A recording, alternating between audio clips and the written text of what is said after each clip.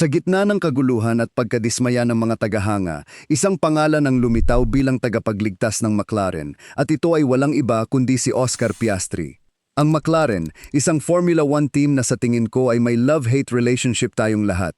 Minsan, buong puso natin silang minamahal, ngunit pagkaraan ng ilang araw ay maaari din nating lubos na kamuhian. Ito ang nararamdaman ng karamihan sa ngayon. Sa buong 2024 season, nagpakitang gilas ang McLaren. Walang duda na sila ang may pinakamabilis na kotse sa grid at gumagana ang kanilang mga upgrades. Ngunit sa kabila ng kanilang kahanga-hangang pagdevelop ng kotse, ang lahat ng iba pa sa team ay nagkamali. Paulit-ulit silang nagulo sa kanilang mga estratehiya, gumawa ng mga kontrobersyal na team order na nagmukha silang katawa-tawa, at si Lando Norris ay patuloy na nagkakamali sa kanyang mga race start, na sa huli ay nagpapabaliw sa bawat tagahanga ng McLaren. Hindi ito maaaring mangyari ng paulit-ulit.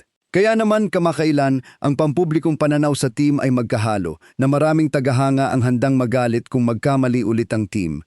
Ngunit may isang tao na nagpanatili sa McLaren na ligtas mula sa matinding galit at nagdala pa nga ng mas maraming respeto sa team, at ito ay walang iba kundi si Oscar Piastri. Kaya naman sa video na ito, matapos marinig ang napakaraming balita tungkol kay Lando Norris, sa tingin ko ay oras na upang bigyan natin ng kredito si Oscar para sa lahat ng kanyang nagawa para sa McLaren, kung ano ang nagpapaging pambihira sa kanya, at syempre kung paano niya iniligtas ang team. Ngunit una, pag-usapan natin kung paano nga ba napunta si Oscar dito o ang pagiging McLaren Jesus na kilala at minamahal nating lahat. Sa paglalakbay ni Oscar Piastri sa F1, bago pa man siya sumali sa sport, masasabi mo na agad na napakatalento ng batang ito. Sa Formula 3, nagpakita siya ng mga kahanga-hangang drive mula ika-15 hanggang ikatlo sa Monza at ninakaw ang championship mula kay Logan Sargent sa huling karera. Sa Formula 2, nanalo siya ng 6 na karera at nakuha ang championship, parehong nagawa sa kanyang unang taon. At para mas maging maganda ang lahat, nang pumasok sa F1, tinanggihan ni Oscar ang Alpine at pumirma sa McLaren. Handa ang taong ito na gumawa ng pangalan para sa kanyang sarili. Sa ganoong kahusay na kasanayan pagdating sa sport at isang magandang kontrata sa isang nangungunang team, handa ang mundo na makita si Oscar Piastri na magtagumpay sa McLaren. Ngunit agad silang nagkamali. Ito ay magiging paulit-ulit na tema sa video na ito. Si Oscar ay ginagawa ang kanyang makakaya at ang McLaren naman ay sinisira ang lahat. Sa Bahrain noong 2023, ang unang karera ni Oscar para sa McLaren, ang team ay nakakatakot. Ang MCL60 ay halos hindi kayang imaneho. Si Lando ay tila gustong sumuntok sa pader. Napilitang mag-retire si Oscar at lahat ay nalungkot. Ito ang pinakamasamang posibleng simula para kay Oscar. Ngunit sa kabutihang palad, tulad ng alam nating lahat, nagawa ng team na bumuti habang nagpapatuloy ang season na talagang nag-upgrade ng kanilang kotse ng maayos, hindi tulad ng Aston Martin. Ang pag-angat ng McLaren ay agad na naging highlight ng 2023 season, ngunit isang highlight na hindi napansin ng ilang tao sa panahong ito ay kung gaano kalapit ang performance ni Oscar kumpara kay Lando. Kung babalikan natin ang ilan sa mga karera noong 2023 at titingnan ang mga finishing position ni Oscar kumpara kay Lando, ganito ang itsura nito. Sa kanyang unang taon pa lamang sa Formula 1, nagawa na niyang makasabay at minsan pa nga ay malampasan ang kanyang teammate. Hindi tumigil dito ang kanyang kahanga-hangang performance. Sa buong 2023, patuloy na nagpakitang gilas si Oscar. Nagkaroon siya ng magandang karera sa Japan, halos nahabol si Max Verstappen sa simula. Nagpakita siya ng mga overtakes na napaka-impresibo na lubos na humanga ang mga tagahanga ng McLaren. Nakuha rin niya ang kanyang unang podium doon.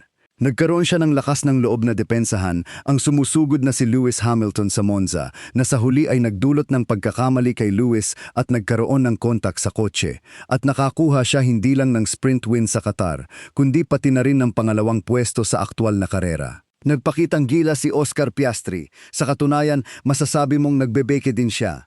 At kasama si Lando sa kanyang tabi, nagtapos ang McLaren sa 2023 season ng mataas, nagtapos sa P4 sa Constructors at nalampasan pa ang Aston Martin. Bilang isang tagahanga ni Alonso, masakit para sa akin na sabihin niyon, ngunit ganoon talaga. Kaya naman, sa pagkakaroon ng magandang season ng McLaren, kung saan nakakuha si Lando ng 205 puntos at si Oscar ng matatag na 97, ito ang oras kung saan nagkaroon ng mga debat kung sino ang mas mahusay na driver ng McLaren. Si Oscar ay nasa kanyang unang taon pa lamang sa Formula 1 at nagawa na niyang makasabay kay Lando na nasa kanyang ikalimang season. Dahil dito, maraming tao ang nagtaka kung sino ang mas superior na driver. Ngunit sa kabila ng mga debate sa panahong ito, malinaw pa rin na si Lando Norris ito. Alam mo, si Oscar ay nagkakamali pa rin paminsan-minsan. Minsan ay lumalabas siya sa track, gumagawa ng mga mapanganib na maniobra na nagbigay ng maraming atake sa puso sa bawat tagahanga ng McLaren o nadadawit lang sa mga insidente na nagpapahamak sa kanyang karera na 90% ng oras ay nangyayari sa pagitan niya at ni Carlos "The Chili" Sainz. Kaya si Oscar ay isang matatag na driver, ngunit madaling kapitan pa rin ang mga pagkakamali ng baguhan. Kaya ang ilan ay itinuturing pa rin siyang malayo sa galing ni Lando Norris, ngunit hindi na nangyari iyon pagdating ng 2024. Ang 2024 ay naging mas matibay na taon para kay Oscar. Sa Bahrain, nagtapos siya ng 2 posisyon sa likod ni Lando. 4 na posisyon sa itaas niya sa Saudi Arabia, 1 sa likod sa Australia, nakakuha ng matatag na P8 sa Japan, at mula P6 ay umakyat sa top 3 sa Miami, na ginawa itong isa sa kanyang pinakamalakas na weekend kailanman, hanggang sa muli niyang makaharap ang Chile man, Carlos Sainz. Ang timing ng safety car at pagkatapos ay, unti-unting bumagsak mula doon. Kaya malinaw na isang napakagandang araw para sa team. Ako ay tumataya ng $20 na marahil ay may bangungot si Oscar bago ang bawat race weekend at ito ay si Carlos Sainz lang na nakatingin sa kanya ng ganito. Ngunit sa mga sumunod na karera sa Imola, Monaco, Canada at Spain, nakakuha si Oscar ng 46 puntos at isang podium na ginawa ang mga weekend na ito na ilan sa pinakamalakas na naranasan niya. Ngunit sa kasamaang palad, mas marami pa siyang bangungot na mararanasan bukod kay Carlos Sainz dahil pagkatapos ng Spain, lubos na nagkamali ang McLaren. Noong 2024, nalaman ng McLaren na isa silang team na kayang makipagkumpetensya para sa championship at alam niyo kung ano ang ginawa nila. Pinatay nila ang kalahati ng kanilang utak. Isa sa mga paraan kung paano nagkamali ang team na ito noong 2024 ay sa pamamagitan ni Lando. Ilagay mo ang taong ito sa pole position at pagkatapos ng turn 1, nasa likod na siya ng grid. Maliban sa banggaan niya at ni Max sa Austria, lubos na kinamuhian ng mga tagahanga ng McLaren ang katotohanan na patuloy na nagkakamali si Lando sa kanyang mga start ng karera. Para bigyan kayo ng malinaw na larawan kung gaano ito kasama, nakita ko ang talahanayang ito sa Reddit na nagpapakita ng performance ni Lando sa race start. Sumusumpa ako, nagulat ako sa tuwing nagsisimula siya sa pole, nawawalan siya ng 2 posisyon, hindi pa kasama ang 6 na nawala sa China Sprint matapos gawin ang napakagaling na galaw na ito. Sino ang makakarating doon? Wheel to wheel, ang 2 Briton ay lumabas ng kalsada, at ang McLaren ay nawala, na nagpapaalala din sa akin ang nangyari dito. Tingnan mo yon, siya ay pinasok sa 3. Sumusumpa ako, sa sandaling magkaroon si Lando ng magandang start sa isang karera, siya ay talagang hindi mapipigilan. Iyon lang ang nagpapabagal sa kanya at sa kasamaang palad, kahit pagkatapos ng lahat ng ito, patuloy ang listahan ng mga pagkakamali ng McLaren. Sa Silverstone, lubos nilang ginulo ang estratehiya, lalo na para kay Oscar. Sa gitna ng karera, umulan at habang pumasok si Lando sa pits, pinanatili nila si Oscar sa labas para sa isa pang lap habang malinaw na basa ang track. Kaya naman, dumulas ang driver at masyadong matagal na naglibot sa track, na naging dahilan upang mawalan siya ng buong pit stop na oras. Tunay na tanong, McLaren, inilipat niyo ba ang inyong strategy headquarters sa Maranello dahil ito ay talagang nagpapaalala sa isa pang team? At para mas lumala ang sitwasyon, sa Hungary, muli nilang ginulo ang estratehiya. Sa karera, si Oscar ay tumatakbo sa una at si Lando sa pangalawa at dapat na manatili iyon. Ngunit dahil ang basic math ay wala sa pit wall ng McLaren, pinasok nila si Lando muna para protektahan siya mula sa isang Lewis undercut, ngunit sa huli ay sinira nila si Oscar dahil iyon sana ang kanyang stop, kaya siya ay na-undercut ni Lando. Kasama pa rin ba kayo sa akin? Kung hindi, ayos lang. Ipinapaliwanag lang nito kung paano ang McLaren. Kaya naman, dahil nauna si Lando na hindi planado, naramdaman ng McLaren na hindi ito patas kay Oscar. Kaya kinailangan nilang paulit-ulit na i-guilt trip si Lando upang ibigay kay Oscar ang panalo. Okay Lando, P2 lang si Oscar.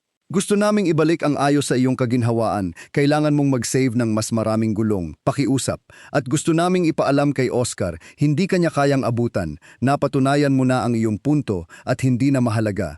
Ginawa namin ang stop sequence na ito para sa ikabubuti ng team. Ang paraan upang manalo ng championship ay hindi mag-isa. Ito ay kasama ang team. Kakailanganin mo si Oscar at kakailanganin mo ang team. Ngayon ang safety car ay magpapahirap dito. Pakiusap, gawin mo na ngayon. Bilang resulta, nasira nito ang unang panalo ni Oscar at nagiwan ng isang lubos na naiinis na Lando Norris. Okay McLaren, tunay na tanong ngayon. Nakikipag-share ba kayo ng strategy headquarters sa Red Bull dahil anong klaseng desisyon ito? Ngunit pagkatapos lamang ng 3 karerang ito, ang mga tagahanga ng McLaren ay nadismaya. At ibig kong sabihin, galit na galit sila at may magandang dahilan. Ang unang panalo ni Oscar ay nararapat sana, ngunit ngayon ay masasabi ng mga tao na ibinigay ito ni Lando sa kanya. Mas marami sanang panalo ang McLaren kung naayos nila ang kanilang estratehiya at ang pagkabigo ni Lando sa kanyang mga race start ay hindi rin nakatulong. Hindi pa kasama ang paggawa ni Lando ng passive-aggressive na komento kay Lewis pagkatapos ng Hungary na nagpagalit maging sa kanyang sariling mga tagahanga. Nagkaroon ka ng mabilis na kotse 7 taon na ang nakalipas. 7 taon na ang nakalipas. Hindi ako nagrereklamo. Pinupuri ko lang ang iyong kotse. Hindi ko pakialam kung magalit ang Team LH dito. Nakakatawa kasi.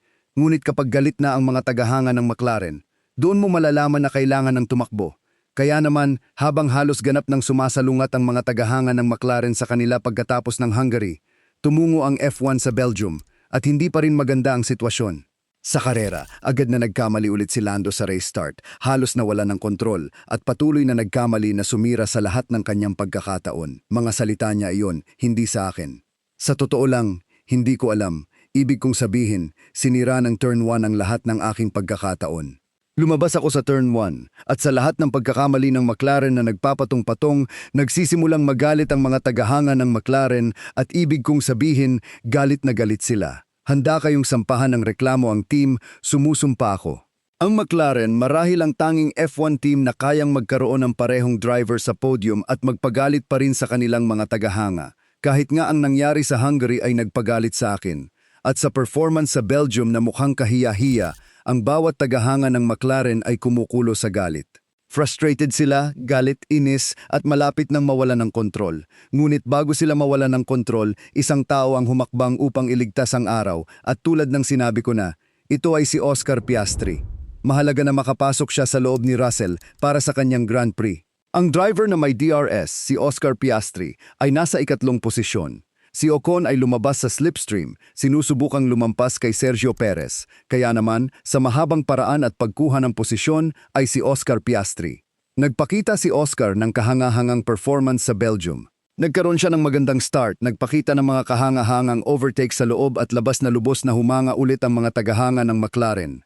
Marahil ay masyado siyang nagpakitang gilas, ngunit anuman ang mangyari, nakakuha si Oscar ng 2 finish na nakuha sa pamamagitan ng isang impresibong performance. At ang pinakamagandang bahagi sa lahat ng ito ay sa wakas ay napansin ng lahat. Pagkatapos ng Belgium, sa wakas ay sinimulan ng mga tao na bigyan si Oscar ng kredito na nararapat sa kanya. Ang mga komento sa YouTube, mga post sa Reddit at mga tweet sa Twitter ay sa wakas ay pinuri siya. Mula sa pag-aakalang hindi siya kasing galing ni Lando, ngayon ay iniisip ng mga tao na kapantay na siya o marahil ay mas mahusay pa nga sa kanyang 2nd season pa lamang. Ngayon, pagdating sa kung sino talaga ang mas mahusay, hindi ko na gustong pumasok sa diskusyon na yun. Sa tingin ko, parehong mahusay ang mga driver na ito, ngunit walang pagtanggi na si Oscar marahil ang pangunahing dahilan kung bakit matino pa rin ang mga tagahanga ng McLaren.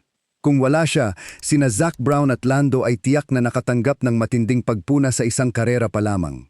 Hindi lang binuo ni Oscar ang kanyang reputasyon, kundi iniligtas din niya ang McLaren mula sa ganap na kapalpakan.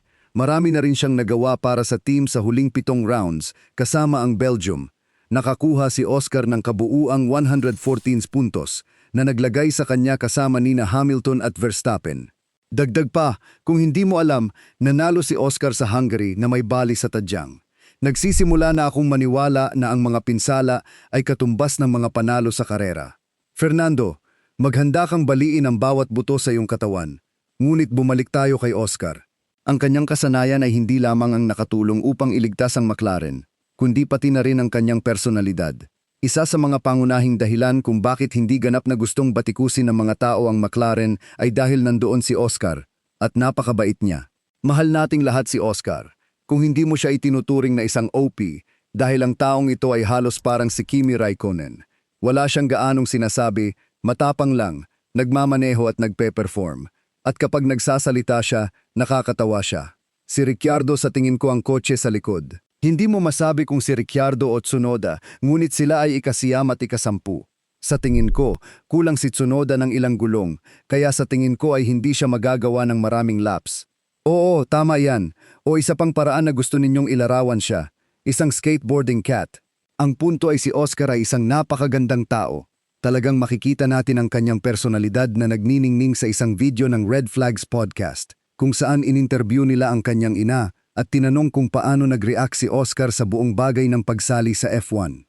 Kaya at sinabi niya, gusto ko lang sabihin sa iyo na pumirma ako sa aking unang kontrata sa F1. Sabi ko, oh my God, oh my God. Pagkatapos ay naunawaan ko kung ano ang ibig sabihin yon. At sinabi ko, oh my God. At tumatango siya. At sinabi ko, oh my God, Daniel.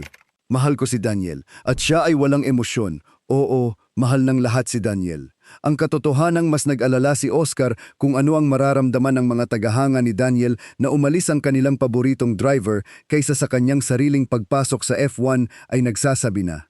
Ang taong ito ay nag-iisang iniligtas ang McLaren hindi lamang sa pamamagitan ng kanyang performance kundi pati na rin sa kanyang karakter.